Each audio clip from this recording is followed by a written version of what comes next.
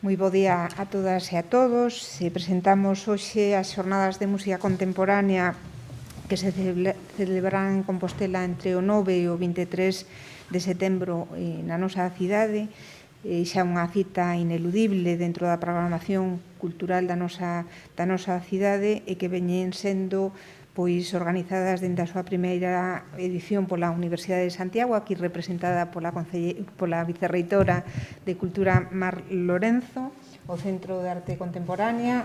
A semana pasada Santi e eu presentamos outro proxecto, presentaremos algún máis estes días, porque o CEGAC xogou sempre tamén un papel moi importante no que ten que ver cas xornadas de música contemporánea e ademais a Deputación da Coruña tamén sempre comprometida con todo en xeral e con cas xornadas de música contemporánea en particular tamén. Aquí está o seu deputado de Cultura, Xurxo Couto. Como decía, ao principio, as xornadas de música contemporánea traenos como cada ano unha proposta de actividades, de concertos que afondan nas tendencias da música actual. Son un ciclo que leva anos traendo a Compostela as propostas máis innovadoras do panorama galego, estatal e internacional. Este ano, as circunstancias obrigan a facer certas modificacións no programa, nos propios concertos, especialmente nos espazos que os acollen. Haberá, como non nos cansamos de repetir, un estrito control dos aforos que se ven reducidos polas razóns que todos coñecemos, e a obrigatoriedade de cumprir coas medidas sanitarias impostas para que os espectáculos culturais sigan sendo espazos seguros. Pero, claramente, estas normas e modificacións non afectan para nada a calidade do programa nin o noso compromiso coa difusión de novas propostas artísticas neste caso da música contemporánea. Así que durante estas xornadas, estes 15 días máis de 15 días de música contemporánea, poderemos gozar de 5 concertos, unha proposta de danza e unha exposición que se vai a inaugurar a finais desta semana no Auditorio de Galicia. Os concertos comenzan pasado mañá, este mércores, coa celebración do 10º aniversario do taller de Atlántico Contemporáneo, do TAC. O primeiro concerto desta celebración do 10º aniversario tivemos dentro do Festival C hai escasas semanas no Parque de Simeón. Ali foi a primeira actividade desta conmemoración. O xoves é a quenda de Suono, unha formación de saxo e violonchelo que nos traen unha proposta chea de experimentación na que se combinan compositores contemporáneos con improvisación. O venres teremos a posibilidade de asistir á obra Ritu, unha proposta da compañía de danza Kukai, froito da súa colaboración co coreógrafo Sharon Friedman e que, ademais, contará coa participación do coro da RA.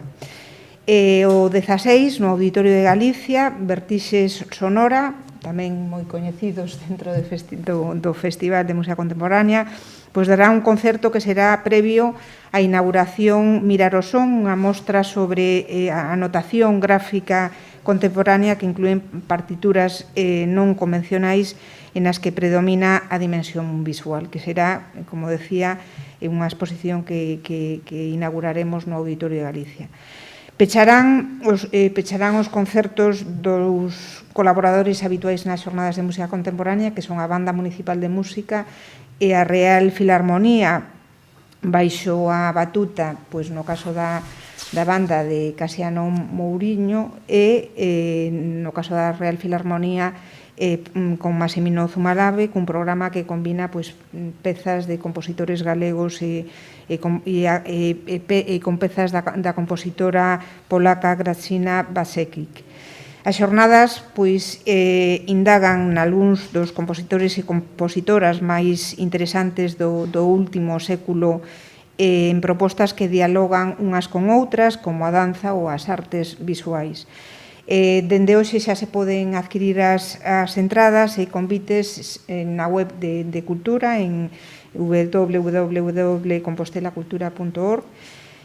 Nada máis pola miña banda. Agora paso a palabra a Suso Couto, que, como decía, tamén é un compañeiro que está moi presente en moitas roldas de prensa aquí, porque estamos constantemente facendo propostas partilladas de cultura, e gracias tamén á Deputación pois podemos viabilizar moitos proxectos que sin a súa axuda e compromiso pois serían imposibles de realizar. Ben, bo día a todos e a todas. Pois desde a Diputación da Coruña comprácenos un ano máis apoiar estas xornadas de música contemporánea que se celebran en Compostela por terceiro ano consecutivo, e desta volta digamos que é un ano moi especial en que festexamos máis que nunca calquera programa que continúa e abre de novo as súas portas. Neste sentido, que as xornadas de música contemporánea volvan de novo aos escenarios supón un novo paso, digamos, cara a unha nova normalidade, aínda que non me guste moito o término. Un novo paso para que a música siga a acompañar as nosas vidas e que volva a facer parte da actividade dunha cidade como Compostela que o leva no seu ADN, integrando a propia forma de ser do concello.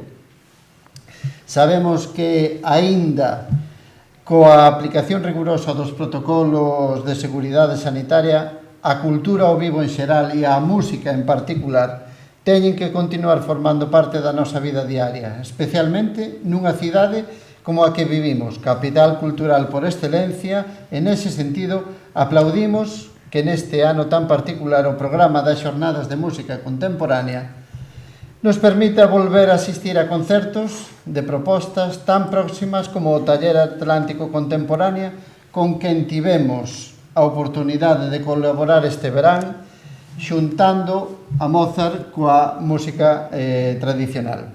Ou Vértixe Sonora, como dixo Mercedes, verdadeiros adalides da música contemporánea en Galiza, mais tamén como outras agrupacións que forman parte dos afectos desta cidade, como son a Banda de Música Municipal de Compostela ou a Real Filarmonía.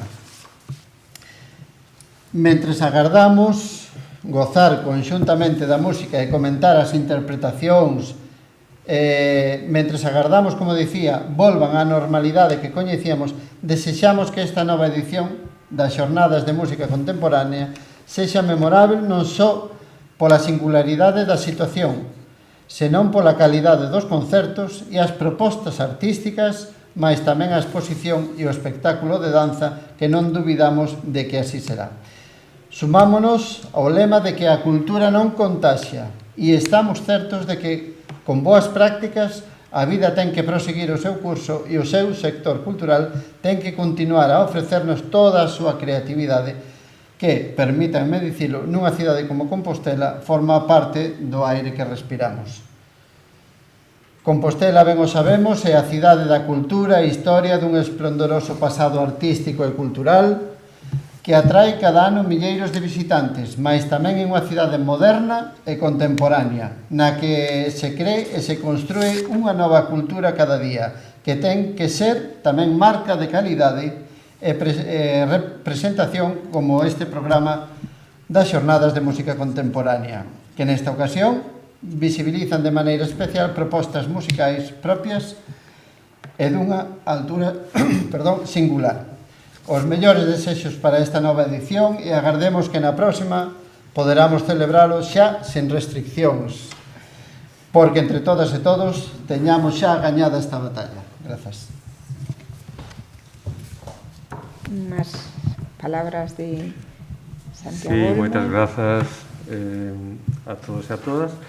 Eu vou ser moi breve porque este ano, por toda unha serie de problemas operativos, polas dificultades tamén da pandemia, nos participamos non directamente nas xornadas, non con concertos, non con espazo, pero sí na alma, no espírito da música e da música contemporánea.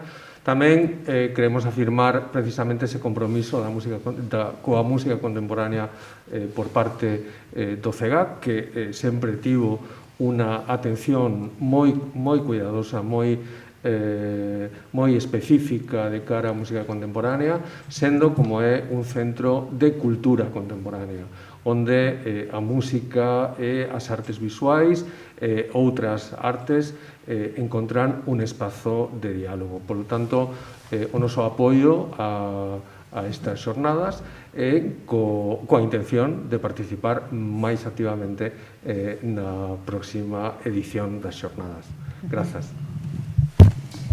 Bueno, moitísimas gracias, Mercedes.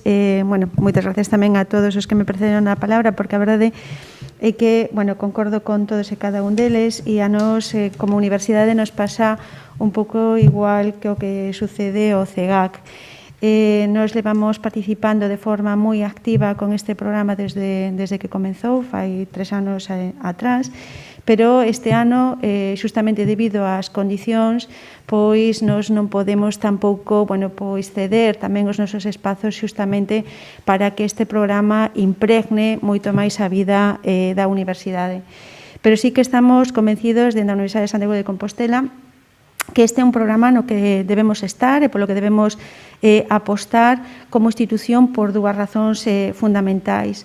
A primeira é que como institución da cidade e tamén do país debemos apostar e colaborar nun proxecto cultural non solamente de cidade, sino tamén de país, tal e como decía bueno, pois Xurxo, debemos facer todo o posible para que a cultura siga formando parte da vida dos cidadáns e das cidadanas, e tamén porque creemos que este tipo de programas axuda ou contribúe a desenvolver tamén o proxecto educativo da propia Universidade de Santiago de Compostela. Nos entendemos que a universidade é evidentemente unha institución que ten que estar moito máis relacionada coa sociedade na que se inserta, coa cidade na que se inserta e co país no que se inserta. Así que para nós é unha verdadeira satisfacción contar e formar parte deste equipo non solamente co Concello de Santiago, sino que tamén ca Deputación da Coruña e, por suposto, tamén con un ente cultural tan importante como é o CEGAC na nosa cidade. E solamente, bueno, pois, tal e como comentaron os que me precederon a palabra, solo dende a Universidade de Santiago de Compostela, co reitor á cabeza, pois desexamos o mellor para este programa, coa idea de que o vindeiro ano pois teñamos a oportunidade de, bueno, pois facer moito máis extensible a toda a cidadanía este programa. Pero, tal e como decía Xurxo, o importante é estar aquí e o importante é seguir coa nosa actividade cultural, que é vital xustamente para ter unha cidadanía máis democrática e unha sociedade máis xusta. Moitísimas grazas. Bueno, hai que recordar aquí que a Universidade de Santiago realmente foi a impulsora das xornadas de música contemporánea na última parte dos anos 80, bueno, na segunda mitade dos anos 80, daquela traballábamos co Centro para a Difusión da Música Contemporánea do Ministerio de Cultura. Foron anos fantásticos. Despois colleu un pouco o relevo o CEGAC, porque a través do Departamento de Música que dirixía daquela pois Manel Rodeiro, nós nunca deixamos a universidade, eu falo agora en primeira persoa do plural, porque eu son universidade tamén, formei parte de todos os procesos, e a verdade é que é maravilloso pois que sigamos, que a cidade siga tirando das xornadas, porque moi importante pois apostar por toda a creación contemporánea en todas as súas variantes, non? E a música ten un valor moi importante porque hai grandes compositores músicos e agrupacións como poden ser o TAC ou Vertixe Sonora que tanto están facendo por esa creación, non? Por lo tanto, pois, a pesares do COVID e todo, seguimos apostando por ela, pola música contemporánea, e estamos moi satisfeitos de poder presentarlo hoxe aquí. A exposición vai a estar, creo que moi ben. Nos tamén en Fonseca fixéramos unha exposición magnífica sobre algo moi parecido, con toda a iconografía e a grafía vinculada a música contemporánea, e esta é unha especie de revisión ampliada daquela, non? Entón, os anos pasan, pero aí seguimos tirando para poder darlle a cidade esa parte da música contemporánea que nos converte, como decía Xurxo, nunha cidade culturalmente totalmente aberta e o día de todo o que se crea, non? Hai algunha pregunta? Bueno, pois nada. Entón imos facernos unha foto e teño que facer unha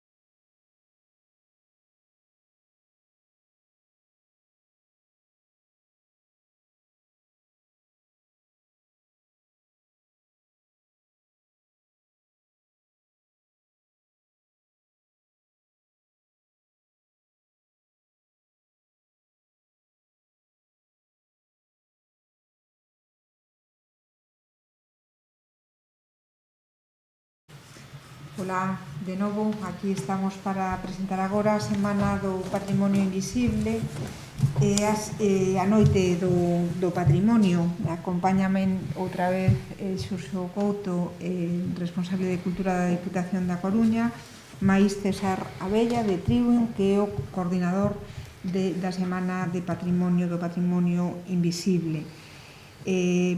Como integrantes de Santiago de Compostela do Grupo de Cidades Patrimonio da Humanidade de UNESCO, pois celebramos simultaneamente con outras cidades a Noite do Patrimonio, o próximo 12 de setembro, con varias visitas guiadas a obradoiros de artesáns e itinerarios culturais, nos que terá especial protagonismo nesta edición Domingo de Andrade, que, como sabedes, é un arquitecto barroco importantísimo na historia de Compostela, na construción de Compostela, pero que trascende totalmente das nosas fronteiras, é un referente en arquitectura barroca, e que, ademais, este ano a Academia das Artes de Galicia é o autor que conmemora neste ano 2020, con motivo da pandemia tamén se vai a prorrogar ao ano 2021, pero nós sumámonos a esa celebración a través da súa figura e da súa importantísima pegada de Compostela.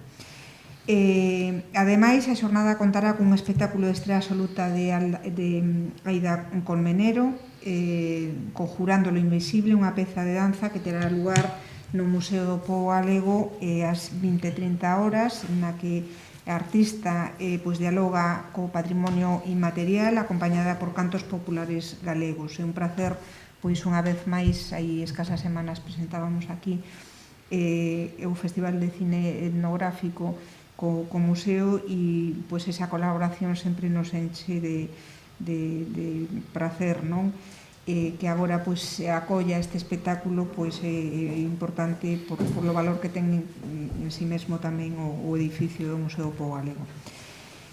A noite do patrimonio será como unha especie de pistoletazo de saída para as actividades da Semana do Patrimonio Invisible, un ciclo que está programado pola Consellería de Acción Cultural co apoio da Deputación e do Consorcio da nosa cidade, e que se vai a desenvolver entre o día 14 e o 18 deste mes de setembro. Esta sería a súa terceira edición, ata agora con moitísimo éxito de público, precisamente porque o que se fai con esta Semana de Patrimonio Invisible a abrir as portas dos grandes tesouros achados de Compostela, descubríndonos lugares fantásticos, pero que non son moi coñecidos.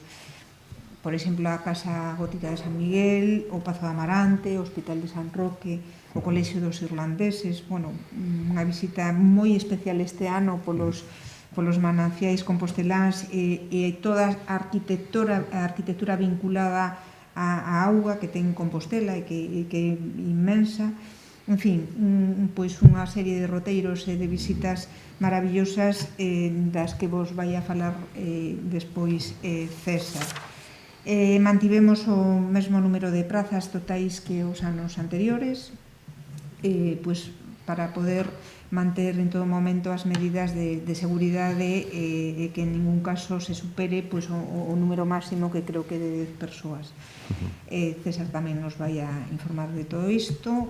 Toda a programación está colgada na nosa web e pola miña parte nada máis. Xurxo vos vai...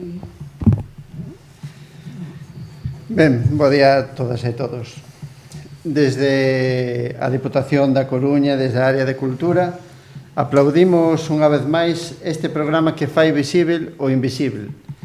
Recupera a memoria da nosa historia e abre espazos pechados para conquistar a sociedade e mailo territorio, incluso nas rúas máis agochadas ou descoñecidas.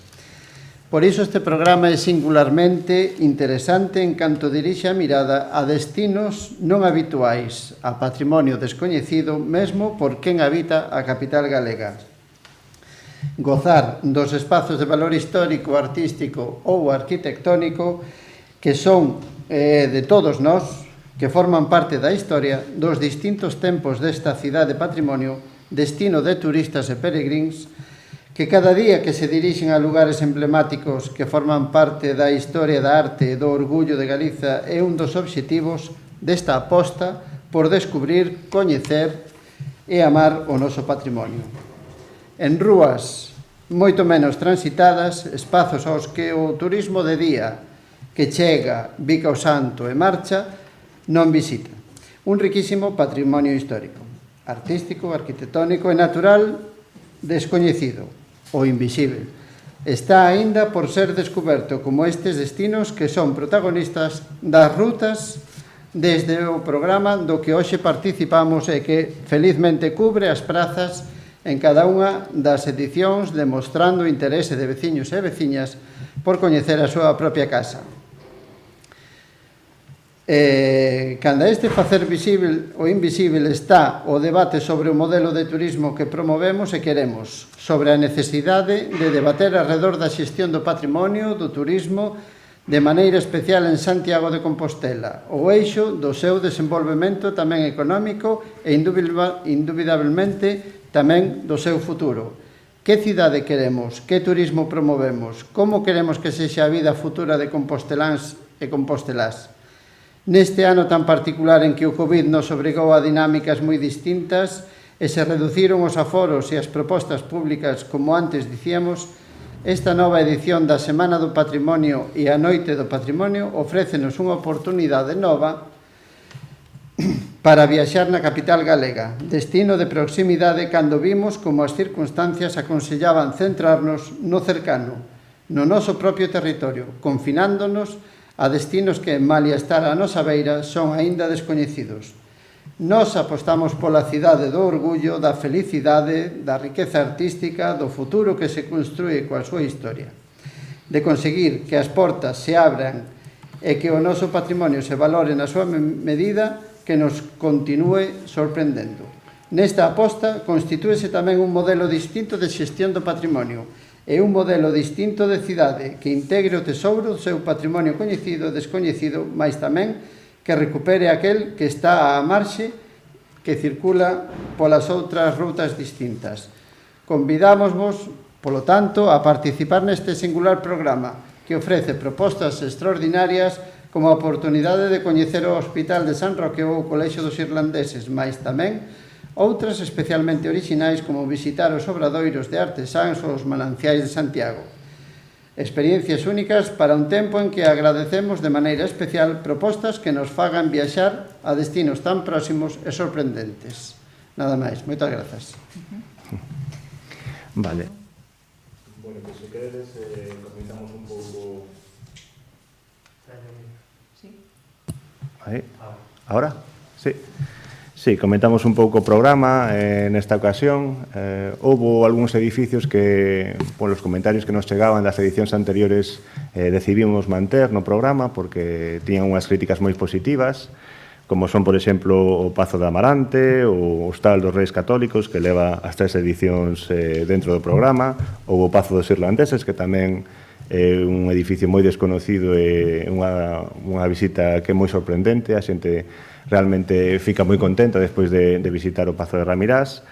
Tamén mantemos no programa a Casa Gótica, a que dicía Mercedes, o antigua sede dos Museos de Peregrinacións en San Miguel, o Hospital de San Roque e a Capela das Ánimas. Eses, digamos, que son os 6 que se manteñen con respecto á edición anterior, e engadimos 4 edificios novos, a sede da SGAE, que é unha arquitectura contemporánea que tal vez noutras edicións non tirábamos moito por aí, íbamos a cousas un pouco máis históricas. Neste caso é un edificio nas Rúas Salvadas, que ten unha arquitectura contemporánea non tan... Bueno, eu penso que é un edificio descoñecido que pode agochar algún secreto tamén no seu interior. Temos o Colexio de Fonseca como outra das novidades, que é un edificio absolutamente coñecido, pero non tanto a Biblioteca América e o Salón Nobre, que son 2 espazos que vamos a visitar nas visitas que aproximadamente duran 1 hora. Tamén engadimos o edificio da Fundación Laboral da Construcción, que é unha antigua curtidoría. Sabedes que en Santiago hai moitísima tradición e había moitísima tradición relacionada cos artesáns e coas curtidoría en particular. Esta é unha das curtidorías máis grandes que houve no país. Empezou a mediados do século XVIII a súa actividade e cesou a actividade nos anos 60, en 1960. Un edificio pois, que recolle un pouco o eco desa tradición industrial que tamén nos gusta incluir no programa. E, por último, pois, a visita aos mananciais, que consideramos que é unha visita moi especial, como dicía Mercedes, que recolle toda esa información da arquitectura de auga, como a auga chega á cidade e desde onde chega actualmente tamén, que é un manancial que todavía está en uso. Entón, bueno, o programa máis ou menos é así. En relación ao ano pasado, aumentamos en 25 o número de visitas que facemos, é dicir, vamos a facer 50 visitas a estes 10 espazos, que é un espazo máis co ano previo. E o programa, pois, basámonos tamén en criterios de intentar descentralizar un pouco, que non todos os edificios estiveran na zona bella. Por iso collemos, pois, por exemplo, o da SGAE ou a Fundación Laboral da Construcción, que tamén o programa se relacione cos barrios da cidade. En canto á información práctica, que desde as redes sociais están a xente con moito interese para reservar as prazas, nos hoxe, tanto na páxina do Concello como a páxina do programa, presentamos o calendario das visitas e os horarios, e a partir do mércores ás 6 da tarde hai un formulario na página web oficial onde se poden inscribir directamente todos os interesados. Deixamos este tempo pois, para que todo o mundo poida ver o programa, saber a cales visitas lles interesa máis ir, bueno, que teñan un pouco máis de tempo para difundir todos os lugares. Como sempre, cada usuario teñen que registrarse e solamente pode facer visita a 3 espazos para un máximo de 2 persoas, e o que intentamos é que acceda ao programa o máis grande número de xente, de público, porque sabemos que é complicado conseguir entradas e que as plazas disponibles, pois, a potencial demanda é moito máis das plazas disponibles. Entón, bueno, damos este tempo para que todo o mundo poda organizarse. Bueno, que é moi importante, este ano abrímonos a auga, non? E o papel que xoga na nosa cidade, unha cidade que ten 2 ríos, Osario e Osarela, e unha actividade industrial vinculada a ela, a única que tivo Compostela realmente, que é o tema das curtidurías, e o riquísimo patrimonio etnográfico que temos, non? Que ten que ver cas fontes, cos lavadoiros, cas pontes. Efectivamente. Eu creo que ano tras ano temos que seguir insistindo porque a nosa riqueza é importantísima debido a esa condición, non? Dunha cidade con 2 ríos maravillosos, con patrimonio natural excepcional, que xira en torno pois, a auga, non? Polo tanto, é unha aportación creo que maravillosa o tema dos mananciais, porque se te poderá entender moito mellor a cidade, non? A configuración da cidade, da perspectiva urbanística tamén. Exacto. E, polo tanto, pois estamos moi contentos. O ano que ven, pois, seguiremos por unha desas líneas, non? Monse García, da Voz pregunta, cantas plazas hai por visita?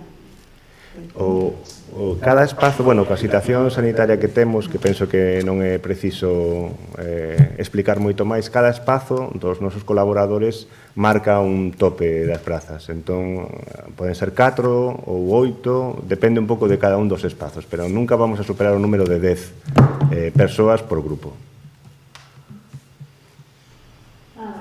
Bueno, decir que estamos adaptando todas as actividades deste mes de setembro e de outubro a nova realidade, pois como consecuencia da orde da Consellería da Xunta de Galicia do xoves pasado, que condiciona moito, pero que nós pois seguimos apostando por xerar actividades e non renunciamos para nada a esa programación que nos permite, pois, de alguma maneira, volver tamén á vida normalizada dentro desta situación tan anormal, non? Pero bueno, que iremos presentando as diferentes actividades que se van a desenvolver este mes, que, como decía, son importantes en número e en calidade.